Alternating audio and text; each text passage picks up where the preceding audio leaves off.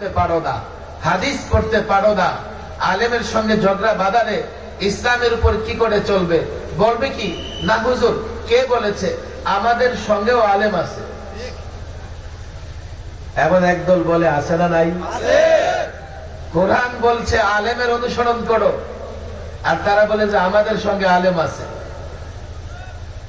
আলেমের অনুসরণ যদি তুমি করো, আলেমের মেমোরিতে কোরআন সুন্নাহ আছে, তার চোখে কোরআনের আলো আছে, অন্ধকারে ফিতনার সময়েও কোরআন সুন্নাহ দিয়ে আলেম পথ চলতে পারবে।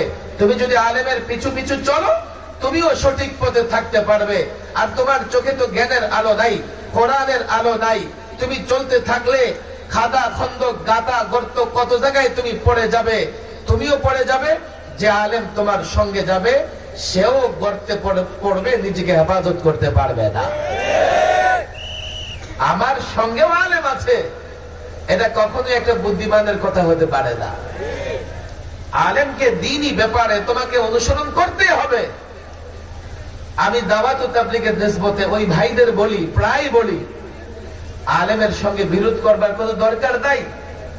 যে বিষয় নিয়ে আলেমের সঙ্গে বিরোধ করতেছো, তোমরা একটা কাজ করো। আল্লাহ তাবারক ওয়া তাআলা এই ঝগড়া জাতি মীমাংসার যে পথ পন্থা নির্দেশনা দিয়েছেন, চলো আমরা কোরআন সুন্নাহর দিকে যাই, দেখি এর নির্দেশনা, আল্লাহর নির্দেশনা অনুযায়ী আমরা এর একটা সমাধান করতে পারি কিনা। আমি পরিষ্কার বলি, ওলামা, এই যুবকরা শোনো, কাকরাইল মার্কাজ নিয়ে ঝামেলা, ইস্তেমার ময়দান নিয়ে ঝামেলা, কাকরাইলের মোতাওয়াল্লি মাওলানা জুবায়ের সাহেব আর মসজিদ মাদ্রাসার প্রতিষ্ঠানের যিনি মোতাওয়াল্লি হবেন, তার কথা একটা ভ্যালু আছে, মূল্য আছে। তো তোমরা মাওলানা জুবায়ের সাহেবের কথা মূল্য দিয়ে তার সঙ্গে মিলেমিশে কাজ করো। আগেও তো কাজ করেছো, তোমাদের সমস্যা কোথায়? না আমাদের, তোমরা বলতে পারো যে আমাদের জুবায়ের সাহেবের উপরে বিশ্বাস নাই। তো ঠিক আছে, একটা সাধারণ নিয়মে একটা ফয়সালা করে দাও। কি? দাওয়াত ও তাবলীগ যেই 6 জন মুরব্বি ফয়সালায় দাওয়াত ও তাবলীগের কাজ চলতো, যখন ইখতিলাফ হয়েছে, 2 জন গেছে একদিকে, 4 জন গেছে অন্যদিকে। যেই 2 জন একদিকে, ওনারা ইঞ্জিনিয়ার, ওনাদের একজনের আবার ইতিমধ্যে ইন্তেকাল হয়ে গেছে, আল্লাহ তাকে মাফ করে দিন। আর অন্যদিকে 4 জন আলেম। তো দুনিয়ার স্বাভাবিক নিয়ম অনুযায়ী তোমরা এটা করো, যেদিকে অধিকাংশ আছে তাদের সঙ্গে থাকো, তাহলে তো এর মীমাংসা হয়ে যায়, আর কোনো গন্ডগোল হয় না। যদি তাই না পারো, কোরআন সুন্নাহর দিকে যাও। কোরআন সুন্নাহর দিকে তোমরা কেমনে যাবে? যেতে পারবে না। তোমরা যে আলেমদের কথা মানো না, আলেম ছাড়া তো তোমরা কোরআন সুন্নাহ বুঝো না। ঘুরে ফিরে তোমাদের আলেমদের কাছে যেতে হবে। আর বাংলাদেশের সব আলেমরা, এটা বাংলাদেশের ওলামাদের ইজমা, তারা বলে দিয়েছেন, সাদ সাহেবের অনুসরণ নয়, বাংলাদেশে এই যে আলমী শুরার অধীনে বাংলাদেশে যে দাওয়াত ও তাবলীগের কাজ চলতেছে, সেভাবে কাজ করো, ওলামাদের মানো, এক মুহূর্তে সমাধান হয়ে যাবে। কথা ঠিক না বেঠিক? আমি আমার যুবক, আমি আমার ছাত্র ভাইদের বলি, দেখো, ঝগড়াঝাটি আমি পছন্দ করি না। দাওয়াত ও তাবলীগে ঝগড়াঝাটি বিলকুল না হওয়া চাই, কিন্তু সমাধান তো হওয়া চাই। কয়দিন এই পরস্পরে ঝগড়াঝাটির এই পরিবেশ চলতেই থাকবে। যদি তাও না হয়, মাওলানা সাদ সাহেবকে তোমরা বলো, নেতৃত্ব ইমারত, এটার তেমন কোনো গুরুত্ব নাই। আপনাকে নিয়ে ঝামেলা হচ্ছে, আপনি ইমারতটা ছেড়ে দেন, আপনি নেতৃত্ব ছেড়ে দেন, বিশ্বের আলেমদের ডেকে তাদের হাতে দায়িত্ব দিয়ে দেন। ওলামায়ে কেরাম শোরা বানিয়ে, প্রয়োজনে আমির বানিয়ে দাওয়াত ও তাবলীগের কাজ করবে। নেতৃত্বের কি দরকার আছে? আপনি যে খানদানের, এই খানদানের তো অনেক মর্যাদা আছে, আমরা আপনার খানদানকে অনেক শ্রদ্ধা ভক্তি করি। হ্যাঁ, আপনি তারপরেও যদি স্বচ্ছ পরিচ্ছন্ন কোনো নিয়মে আমির হয়ে যেতেন, কেউ কোনো কথা বলতো না। আপনি যে পন্থায় আমির হয়েছেন এবং আমির হওয়ার পরে যে ভুলগুলো আপনি করেছেন, আমার সাদ সাহেবের যারা অনুসরণ করেন তারা কি বলবেন? হুজুর, উনি তো ভুল করেছে, রুজুও করেছে। হ্যাঁ, তোমরা সঠিক বলেছো, ভুল করেছে, 4 বার রুজু করেছে, কিন্তু রুজু করার পরে আবার 4 বার 8 বার 10 বার ভুলও করে ফেলেছে। আমরা এই কথা বলি না, তার বিচার চাই। আমরা বলি না দাওয়াত ও তাবলীগের কাজ করবে না, আমরা এতটুকু বলি, ইমারত ছেড়ে দিয়ে আলেমদের পরামর্শ দিয়ে যদি তিনি কাজ করেন, তাহলে আজকে যে দাওয়াত ও তাবলীগের বিশৃঙ্খলা চলতেছে, নিমিষেই এক মুহূর্তে সমাধান হয়ে যাবে। কথা ঠিক না বেঠিক? আমি আপনাদের বলি, আপনারা ওলামাদের সঙ্গে থাকবেন তো ইনশাআল্লাহ? দ্বিতীয় বিষয় দেখেন, ঝগড়াঝাটি শুধু ওলামারা আমাদের এই যে দাওয়াতুত তাবলীগের সাথীদের সঙ্গে করে এমন না, বিশেষ করে আমরা যারা দ্বীনের পক্ষে লড়াই করি প্রায় বাতিলের সঙ্গে আমাদের ঝগড়াঝাটি হয়ে যায়। বিগত 16 বছরে এমন হয়েছে, যার কারণে 3 দফা লম্বা সময় সরকারি মেহমান ছিলাম। আপনারা আমার আপনজন, এক তো এখানে দাউদকান্দিতে আমার প্রতিষ্ঠান আছে, কুমিল্লা আমার বাড়ি। দ্বিতীয়ত এই দাউদকান্দির সাধারণ মানুষের সঙ্গে আমার নানা ভাবে নানা দিক থেকে অনেক সম্পর্কের জায়গাও আছে, আজকে আমি সেদিকে যাব না। আমি ব্যক্তিগতভাবে সরকারের নানা বিষয় নিয়ে সমালোচনা করবার কারণে 11, এরপরে 13, 14, এরপরে 21, 22, 23-এর একটা অংশ মাওলানা মামুনুল হক সাহেব আসতেছেন, আমরা প্রায় পাশাপাশি রুমে 1-1.5 বছর ছিলাম। কেন আমাদের উপর টর্চার করেছে? আমরা সরকারের কিছু সিদ্ধান্ত, সরকারের কিছু কার্যক্রমের বিরোধিতা করেছি। বলে হুজুর তাহলে তো আপনারা অপরাধী। জনগণ যদি বলে যে আপনারা অপরাধী, তাহলে তো অপরাধ না করলেও মেনে নিতে হবে। আলেমরা কি অপরাধ করেছে? কেন আমাদের উপর জুলুম টর্চার করা হয়েছে? আমরা যখন তাদের ভুলগুলো ধরিয়ে দেওয়ার চেষ্টা করেছি, জুলুম না করে মুসলমান হলে তারা কোরআন সুন্নাহ অনুযায়ী ফয়সালা আলেমদের কাছ থেকে নিয়ে নিতে পারত, কোরআন সুন্নাহর পথে অগ্রসর হতে পারত। কিন্তু কোরআন সুন্নাহর পথে অগ্রসর না হয়ে আলেমদেরকে জুলুম করে দমন করবার চেষ্টা করেছে। ফলে কি হয়েছে জানেন? 53 বছরের বাংলাদেশে অনেক পরিবর্তন হয়েছে। 53 বছরের বাংলাদেশে ক্ষমতার পালাবদল হয়েছে, কিন্তু আলেমদের উপর তারা জুলুম করেছে। সেহেতু 53 বছরে পরিবর্তন অনেক হলেও আলেমদের উপর জুলুম করবার কারণে 53 বছরে কেউ পালাতে হয় নাই, আর তারা দেশে থাকতে পারে নাই। আমরা বারবার বলেছি, তোমাদের সঙ্গে ক্ষমতা নিয়ে দ্বন্দ্ব নেই আমাদের। আমরা বলেছি কিছু বিষয়ে তোমরা এমন করছো, একজন আলেম হিসেবে আমরা তা মানতে পারবো না। বাংলাদেশের একটা পরিচয় আছে, গোটা বিশ্বে এই দেশটাকে একটা মুসলিম দেশ হিসেবে জানে, এবং বাংলাদেশের অস্তিত্ব হয়েছে ইসলামের কারণে। এই কথাগুলো আমার যুবকরা জানে না। যদি ইসলামের কারণে এই ভূখণ্ড না পেতাম, তাহলে অন্য কোন কারণে এই ভূখণ্ড পাওয়ার সম্ভাবনা ছিল না। 47-এ ভারত যখন স্বাধীন হয়, মুসলিম নেতা ওলামায়ে কেরাম আলাদা একটা ভূখণ্ড এই জন্যই চেয়েছেন যাতে সেখানে ইসলাম প্রতিষ্ঠা করতে পারেন। যদি ভাষার কারণে এই ভূখণ্ড ভাগ হতো, ভারত ভাগ হতো, তো আমাদের ভাষা মিলে যায় ক্যালকাটার সঙ্গে, আমাদের ভাষা মিলে যায় ত্রিপুরা আসামের সঙ্গে। আমরা হয়তোবা ত্রিপুরার সঙ্গে থাকতাম, না ওই ক্যালকাটার সঙ্গে থেকে তাদের অধীনস্থ হয়ে আমরা দিল্লির অধীনস্থ থাকতাম। যেহেতু ধর্মের কারণে, ইসলামের কারণে এই ভূখণ্ডটা ভাগ হয়েছে, সেহেতু 2000 কিলোমিটারের ব্যবধান হওয়া সত্ত্বেও পূর্ব পাকিস্তান, পশ্চিম পাকিস্তান দুটা রাষ্ট্র এক রাষ্ট্রে পরিণত হয়েছে। আর পরবর্তীতে এই পাকিস্তানি শাসক গোষ্ঠীর বিরুদ্ধে, তাদের জুলুমের বিরুদ্ধে লড়াই করে আমরা ভূখণ্ড পেয়েছি। তাহলে প্রকৃতপক্ষে এই ভূখণ্ড পেয়েছি ইসলামের কারণে। কেউ বলবে না আমরা সেকুলারিজমের কারণে ভূখণ্ড পেয়েছি। সেকুলারিজমের কারণে আমরা ভূখণ্ড পাইনি, এটা একটা আমাদের উপরে জুলুম করা হয়েছে। যখনই 72-এর সংবিধানে সেকুলারিজম, ধর্ম নিরপেক্ষতা নিয়ে আসা হয়েছে, সে অনেক কথা যখন এই দেশের পরিচয় বদলে দেবার চেষ্টা করা হয়েছে, একটা মুসলিম রাষ্ট্রের পরিচয় বদলে দেবার চেষ্টা করা হয়েছে। কিভাবে? বাংলাদেশের আনাচে কানাচে, ইউনিয়নে, থানায়, জেলায়, এমনকি ঢাকা ইউনিভার্সিটির ভেতরে 360 মূর্তি স্থাপন করা হয়েছে। আমরা যখন দেখেছি দলের নেতা কর্মীরা মূর্তির সামনে দাঁড়িয়ে নেতার মূর্তির গলায় মালা দিচ্ছে, নেতার মূর্তিকে পূজা করতেছে, নেতার মূর্তির সামনে রেখে স্লোগান দিচ্ছে, নেতার মূর্তির সামনে দাঁড়িয়ে হাত তুলে মুনাজাত করছে, আমরা তখন এই কথা বলতে বাধ্য হয়েছি, এইভাবে যদি ভাস্কর্যের নামে মূর্তি সংস্কৃতি চলতে থাকে এদেশের পরিচয় আর মুসলিম দেশ হিসেবে থাকবে না, দেশটা হয়ে যাবে মূর্তির দেশ। আমরা বাধ্য হয়েছি মূর্তি সংস্কৃতির বিরোধিতা করতে। অনেক কথা বলে যে মোদি আসছে তাকে স্বাগত জানান। আমি বলছি না, আমরা মোদিকে স্বাগত জানাতে পারবো না। বলে কেন পারবেন না?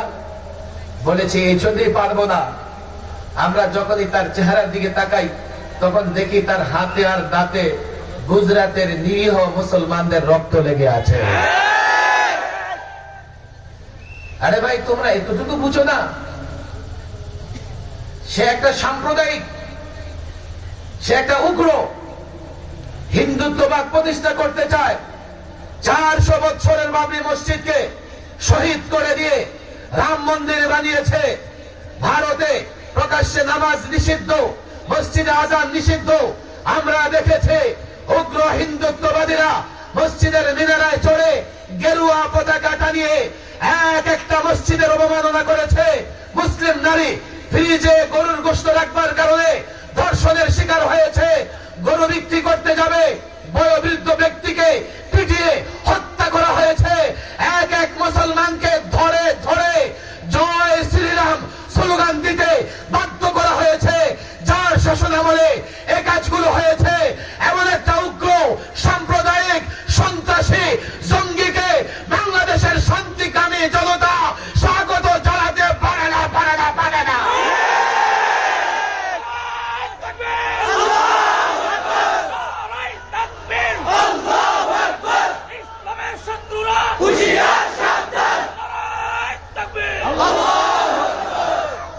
ভারতে আমার কোমলমতি শিক্ষকদের নাস্তিক বানাবার জন্য পাঠ্যক্রম পরিবর্তন করেছে। এই পাঠ্যক্রম পরিবর্তন করে তারা কি করেছে? মুসলিম লেখকদের লেখা বাতিল, নবীর জীবনী বাতিল, সাহাবাদের জীবনী বাতিল। তবে তারা একটা কাজ করেছে সফলতার সঙ্গে, সেটা কি? এই জাতির সন্তানদেরকে বানরের বাচ্চা বানানোর ষড়যন্ত্র করেছে। পাঠ্যক্রমে ডারউইনিজম, বিজ্ঞানী ডারউইন সে বলেছে মানুষ থেকে বানর থেকে সৃষ্টি। আল্লাহ আমাদের সম্মানিত করেছেন, আমরা আদম সন্তান। আরে তোমরা ওই নাস্তিকের দলেরা, তোমরা খোঁজ নিয়ে দেখো, তোমাদের যাদের জন্ম নদী নালায় খাল বিলে ড্রেনে নর্দমায় পার্কে, তোমাদের জন্মের পেছনে বানরের অবদান আছে কি নাই তোমরা খোঁজ খবর নিয়ে দেখো। অনেক কথা, অনেক ব্যথাও, লম্বা বক্তৃতা করবার মতো সময় হাতে নাই। ওলামা ইকরাম কি অপরাধ করেছে, কেন আলেমদের ধরে ধরে যে জুলুম আলেমদের উপরে হয়েছে। এক আলেমকে 2 থেকে 2.5 মাস পর্যন্ত রিমান্ডে রাখা হয়েছে। ফাঁসির ছেলে 24 ঘন্টা আলেমকে আটকে রাখতো, বন্দি করে রাখতো। আমরা এখনো দেখি যারা 2000 ছাত্র জনতা হত্যা করেছে তাদেরকে এখন আদালতে তোলানো হয় অনেকটা জামাইয়ের মতো। আর আলেমদেরকে আদালতে তুলতে পায়ে ডান্ডা বেড়ি, হাতে হাত করা, মাথায় হেলমেট, বুকে বুলেট প্রুফ জ্যাকেট, জাতির সামনে আলেমদের হ্যায় করবার জন্য, জাতির সামনে আলেমদের অপমানিত করবার জন্য এই কাজ তারা করেছিল। আমি তো মনে করি তারা যা করেছে এর পরিণতি তাদের ভোগ করতে হবে। যারা 5ই আগস্ট পর্যন্ত 2000 ছাত্র জনতা হত্যা করেছে তারা জামাইয়ের মতো আদালতে যেতে পারে না। চূড়ান্ত বিচারে কি হবে আমি সেটা জানি না, তবে তাদের পরিণতি তাদের ভোগ করতেই হবে। আমরা প্রতিশোধে বিশ্বাসী নই, কিন্তু তারা যা করেছে 5ই আগস্টে, আমি তো বলি প্রকৃতপক্ষে 5ই আগস্ট ছিল তাদের উপরে গজবের দিন।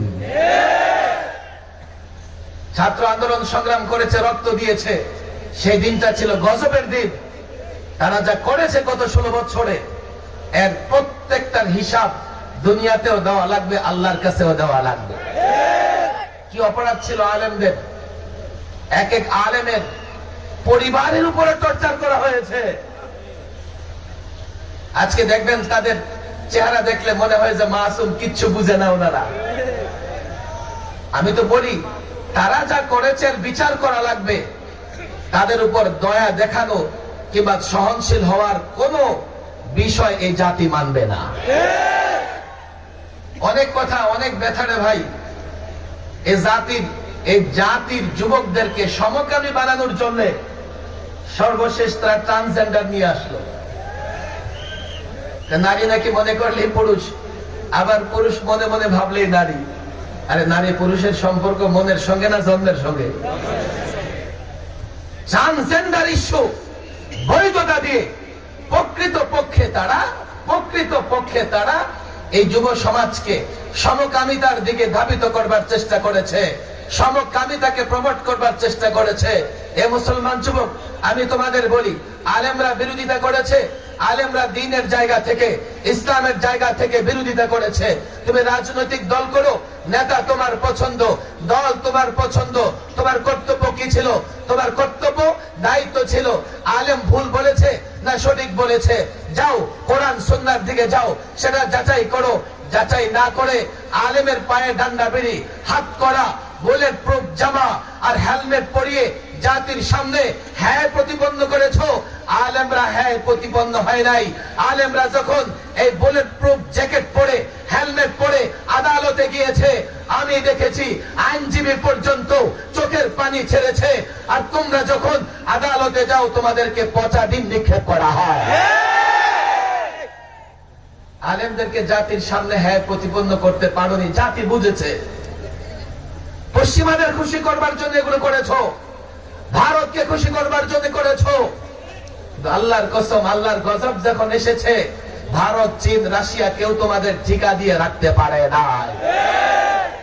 আমি যুব সমাজকে বলি, দেখো, আলেমরা যখনই দেখবে যেখানেই কোরআন সুন্নাহর বিরুদ্ধে কিছু হবে, এর বিরুদ্ধে বলার দায়িত্ব আলেমদের। কথা ঠিক না বেঠিক?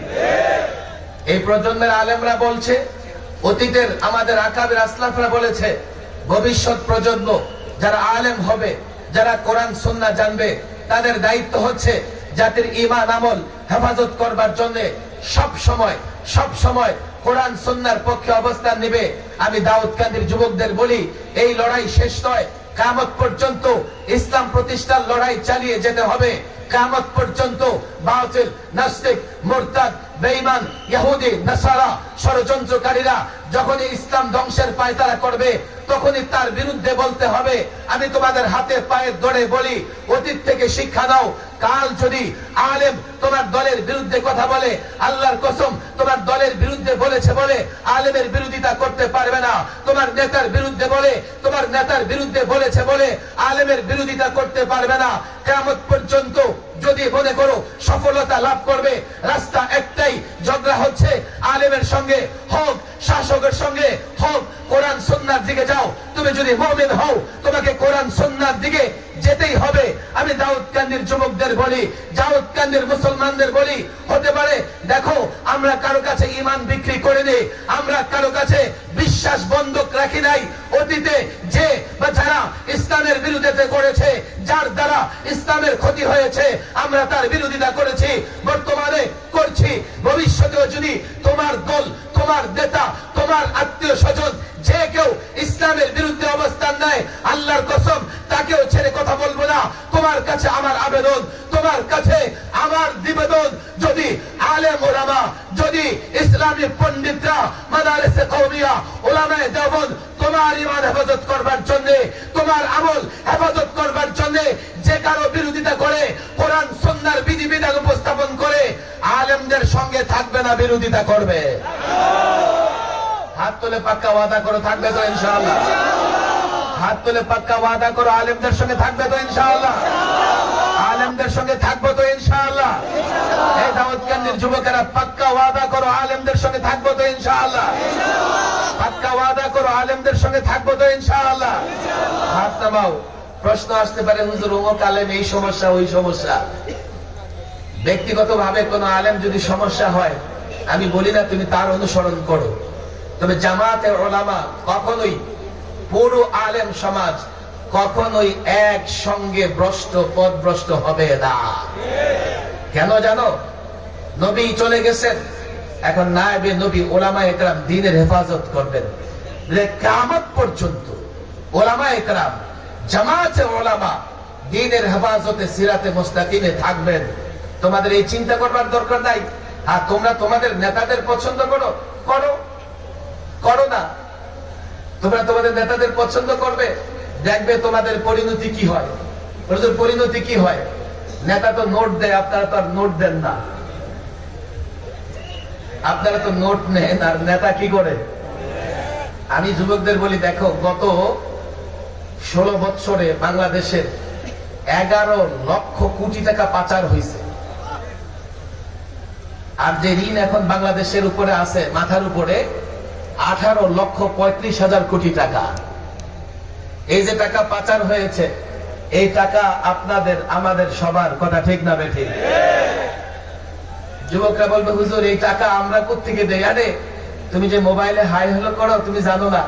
মোবাইলে হাই হ্যালো করতে থাকো, আর পিছন দিক থেকে চার্জ কেটে রাষ্ট্রের কোষাগারে জমা হয়। তুমি যে এই যে বিদ্যুতের বাতি জ্বালাও তোমার ঘরে, তুমি জানো না? যদি প্রিপেড মিটার হয় তো টাকা ভরার আগেই গভর্নমেন্ট একটা মোটা অঙ্কের টাকা কেটে দেয়। আর যদি বিলিং সিস্টেম হয়, বিল দেওয়ার সময় গিয়ে দেখো, এই বিলে বিদ্যুৎ ব্যবহার ছাড়াও গভর্নমেন্ট একটা ট্যাক্স কেটে নেয়, চার্জ কেটে নেয়। তুমি জামা কাপড় পরে আছো, এরা যদি আমদানি করা হয়, ব্যবসায়ীরা কি করেছে? কাস্টম দিয়ে এই কাপড় বাংলাদেশে এনেছে। আর কোন ব্যবসায়ী কাস্টম দিয়ে নিজের বাবার জায়গা জমিন বিক্রি করবে না। যা কাস্টম সে দিবে, এটা কাপড়ের সঙ্গে যুক্ত করে তোমার কাছে বিক্রি করবে। তুমি যাই কিনো না কেন, এর পেছনে ভ্যাট আছে, ট্যাক্স আছে, কর দিতে হয়। তোমার টাকাই তো রাষ্ট্রীয় কোষাগারে জমা হয়। তুমি 500 টাকায় যে কাউকে সমর্থন দিয়া দিলা, আর সে 5 বছরে অন্তত 50টা তোমার রক্ত বিক্রি করে আদায় করে নিচ্ছে। আমি যুবকদের বলি, নোটে নয়, আদর্শ দেখে সৎ এবং যোগ্য ব্যক্তিদের পাশে থাকো, তাহলে নিজের ভবিষ্যৎ মেরামত হবে, দেশটাও সঠিকভাবে চলবে। কথা ঠিক না বেঠিক? এই যুবকদের আর ধোঁকা খেও না, যুবকরা আর ধোঁকা খেও না, আর ধোঁকা খেও না। এই যে 18,35,000 কোটি, 18,35,000 কোটি ঋণ রেখে গেছে, আজকে যেই সন্তান জন্ম নিবে তার মাথার উপরে কমপক্ষে 1.5 লক্ষ টাকার ঋণ কামাই করবে 18 বছর 20 বছর পরে। আজকে তার মাথার উপরে ঋণ আছে 1.5 লক্ষ টাকা। তো তোমরা তোমাদের নেতাকে পছন্দ করো, দলকে পছন্দ করো, সোজা জানিয়ে দিবে 500 টাকাও তোমার কাছ থেকে নিব না, আর তোমাকে আমার রক্ত বিক্রি করে 50টা 500 টাকার নোট তোমাকে নিতে দেব না। দুর্নীতি, এই দুর্নীতি বা এই ধরনের অর্থ পাচার, এটা বাংলাদেশের 1 নম্বর দুশ্মন, 1 নম্বর শত্রু। আর যারা অর্থ পাচার দুর্নীতির সঙ্গে জড়িত থাকবে, তারাও বাংলাদেশের 1 নম্বর শত্রু। এই প্রজন্মকে আমি সতর্ক করি।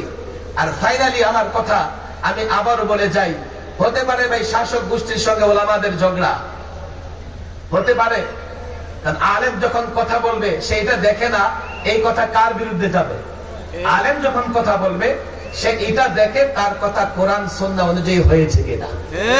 এজন্য পাক্কা ওয়াদা তো, আলেম যদি আপনার দলের বিরুদ্ধেও বলে, আলেম সঠিক বললে আলেমের পক্ষে থাকো তো ইনশাআল্লাহ। আমি আবারও দাওয়াত তাবলীগের সাথী ভাইদের বলে যাই, আমি ওলামাদের বলে যাই, আমি চাই এই বিবাদ দীর্ঘদিন না চলুক, শেষ হয়ে যাক।